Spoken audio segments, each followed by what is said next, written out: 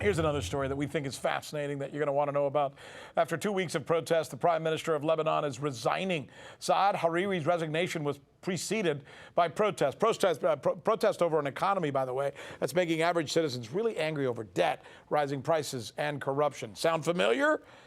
Then there's Iraq. Yes, that Iraq. The one that we, the United States of America, promised to turn into the beacon of democracy and prosperity in the Middle East. How'd that work out? Most of the media don't tell you so much about Iraq these days. 15 years after the invasion, we're taking a closer look right here.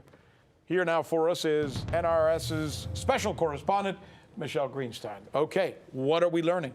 Well, on Tuesday, Iraq actually witnessed one of the single deadliest attacks since these anti-government demonstrations began early this month on protesters. Masked men actually opened fire on protesters in the city of Karbala, and security officials say that 18 were killed and hundreds others were wounded. Now, protesters don't actually know whether these masked men were part of the riot police, were part of special forces, or even not members of the government. As of right now, we don't know. Now, also on Tuesday, after the imposed overnight curfew, tens of thousands of people marched on Baghdad's Tahrir Square, again calling for economic reform as they have been all month, and also for the upheaval of the country's political elite. Now, so far, protesters have, had demonstrations in Baghdad, Karbala, Nahaf, Bara, and Kirkuk. In fact, yes, all over the country. This is very widespread. And this past Sunday, actually, police from the country's counterterrorism service were actually deployed in Baghdad. Now, in total, over 200 people have been killed since this unrest began, and over 2,000, Rick, have been injured. Wow, something we don't hear anything about. What are they protesting?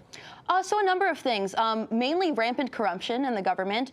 There's spiraling unemployment, a very, low amount of jobs, especially for the youth. Poverty, again, especially among the youth, and the poor provision of basic services that are needed to live. In terms of a government response, earlier this month we saw the U.S. installed Prime Minister issue a decree including a dozen intended reforms, but the opposition, including spiritual leaders like the Grand Ayatollah, says that the government has not fulfilled the demands of the people to fight corruption and provide these vital public services. They are not satisfied, to say the least, with the government's response. You wonder, since the United States has such a huge military presence there, and they still, to some extent, do? Sure. Are they not protesting the U.S. troops? So the U.S. troop presence is not on the high list of the demands, but what we're seeing right now in terms of the relationship between the U.S. and Iraq is less of a military presence, at least compared to, let's say 2009, when President Obama had over 180,000 boots on the ground in Afghanistan and Iraq. It's less of a troop presence and more of a political presence. In fact, one of the main critiques of the current government in Iraq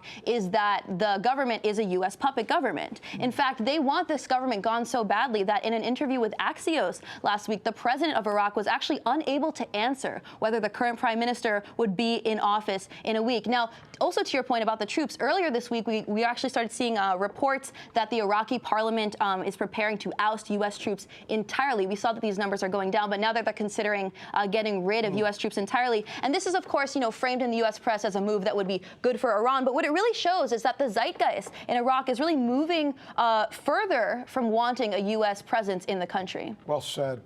Really good report. Good detail. Rich, full-throated. Well done. Thank you, Michele. So you haven't heard that we're the ones covering the stories that you won't see covered anywhere else? In Venezuela, Kazakhstan. Let's go to Hong Kong. And the media reaction to that has been crickets. How about the way we cover those stories? What the hell does that mean? Wawai, wawai, wawai. That's the key word in this case, uprising. Keep? Can you believe that? Watching. This is the right thing for members of the media to do, to actually pick sides. Look, if you like what you see, subscribe.